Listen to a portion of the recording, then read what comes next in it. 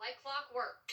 When the temperatures start to drop, this is actually snowflakes a flying. Flu cases start to rise. In South Carolina, of close to 4,200 cases last year. The State Department of Health and Environmental Control reports only 89 cases of influenza this season in South Carolina. The flu is in the ditch.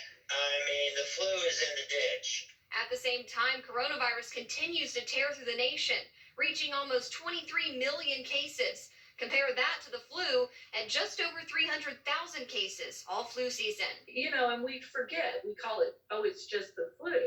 But about 40,000 people die every year from just the flu.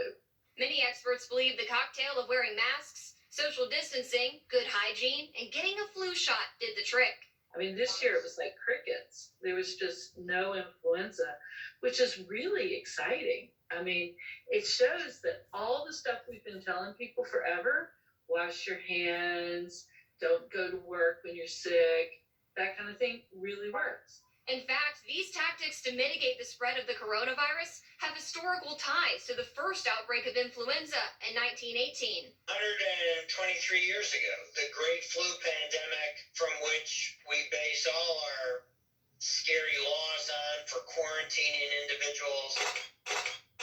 Newspaper clippings from 1918 giving advice, some of which may seem odd, like number 7, do not dust furniture, mop it. But tip number 1, wear a mask, has been incorporated into nearly every American's daily routine for the last year. And interestingly, even then they had anti-maskers, and people were very, very adamant about not wearing masks. So it's not just us.